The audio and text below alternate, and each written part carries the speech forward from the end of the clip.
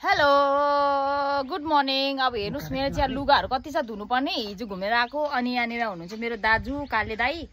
अब चाहिँ हामी चाहिँ तलनिर एउटा रुखले चाहिँ तार छुन आँटेको छ, त्यो रुखलाई चाहिँ काट्नुपर्ने छ। भाइ गइरहेको छ, अब त्यसलाई सघाउनु पर्ने छ। छिटो आऊ है। यतिको पनि भारी बोकेन भने त कसले पत्याउँछ अन्त? पत्याउनु पर्दैन, पत्याउ 2 दिन आउँछ। है मामा चाहिँ हाँस्दै गफ गर्दैछ मेरो साथीसँग हो। मामा चाहिँ एकदम फ्रेन्डली छ मेरो साथीहरूसँग चाहिँ। मेरो साथीहरू सिधै मलाई केही भन्दैन, सिधै आएर मामासँग गफ दिनु थालिहालेछ। अघि कमलबुले भन्नु त भन्दै थिएँ नि। म चाहिँ 15 केजी लुगा धोइसकेको छु। 15 केजी लुगा धोएर सुकाउँदैछु। मेरो साथीहरू आइरहेको छ। गर्नुपर्छ। मामाले चाहिँ बिचारा या दाउरा काट्दैछ। कमलबु चाहिँ रेडी हुनेछ अब जानुको लागि। कमलबु चाहिँ महा कत्ले है भनेर भन्नुभएको छैन। मा सक्यो हो, मार्छ। मेरो साथी नर्मा आइसकेको छ। अघि 12 बजी नै जाने मान्छे कि नर्मा आउँछ भनेको त 1 बजी जान्छु अरे। 1 घन्टा त बढाइहाल्यो। यो केसले सोध्यो भने तपाईँको घाँटी छिन्छ है बुबु।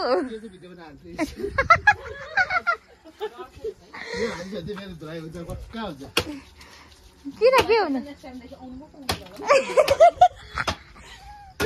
म छु सेफ्टी बिचमा।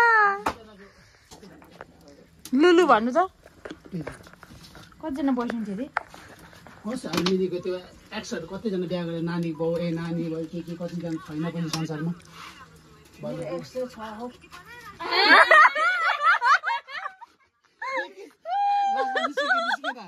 एकजना निस्क्यो एक्स छ भने न त्यही पुरा कोटा निस्किन्छ बहिनी। त्यो चाहिँ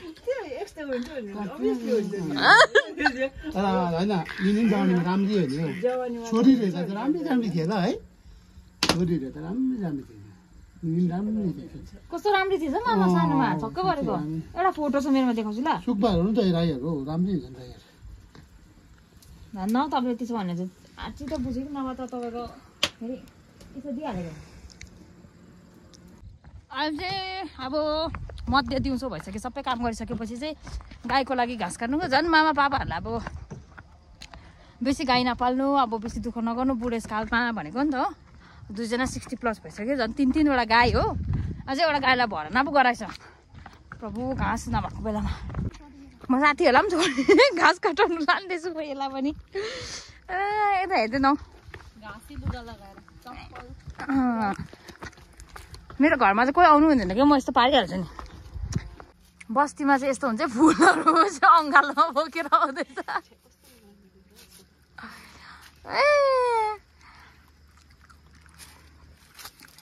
सही जग्गामा छैन भने के केही कुराको भ्याल्यु छैन भने चाहिँ यही हो। बिचारा मेरो बारी लगाइदिँदैछ। छाँटोरी पनि बनाउँदैछ, अर्ग्यानिक छाँटोरी बनाउँदैछ बिचारा। माया पो लाग्यो अर्ग्यानिक छाँटोरी।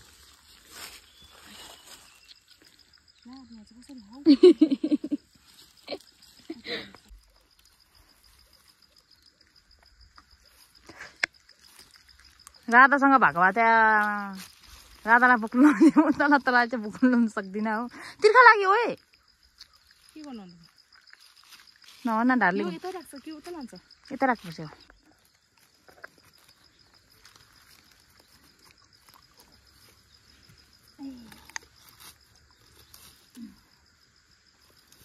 अब के गर्नु र उकाली चढाउला ओह्राली झराउला भन्दै बोकेर जान्छ।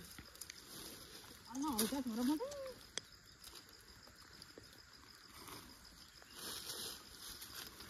ला ला ला भारी ठुलो भयो। दिबको भर्खर एउटा हेरेको चिक्ने बाल के भन्दैछ। अहिले त कहिल्यै बोक्नु नजाने जस्तो बाङ्गो बोक्दोस्। बोकेर गोठ पुऱ्याएर भएन। बापरे हमारेमा त मजुर आएको अरे। आउँछ त हाम्रोतिर मजुर तर कि ल पाँचखरीमा। यसले मलाई यत्रो भारी बोक्नु आँट्यो है।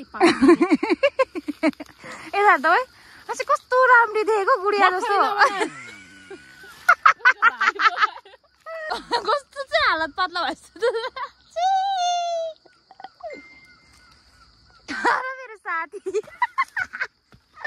आयो यतिको गर्नु पर्यो नि त साथीभाइ ल्याएपछि चाहिँ।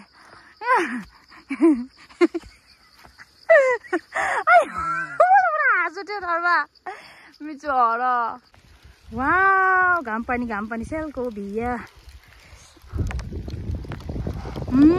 क्या दामी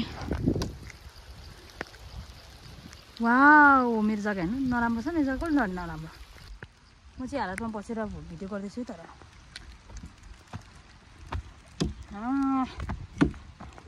मामाले चाहिँ हामीलाई खाजा बनाइदिएको छ बिचारा अलिकति घाँस काट्यो भनेर दुःख गरेर खाना बनाइदिएछ मेरो साथीले चाहिँ यत्रो भारी बोकेर आएर चाहिँ खाजा खाँदैछ अब फेरि जाडा खाँदैछ साइडमा के हो ए मामा खाजा खाँदैन खाइहाल्नु मिठो बनाइदिएको छ बस्तीमा यस्तो हुन्छ बहुत ही टेस्टी फेरि थपिदिएको म त अचार बेसी मिठो भएर आमाले बनाइदिएको आमाले माया गरी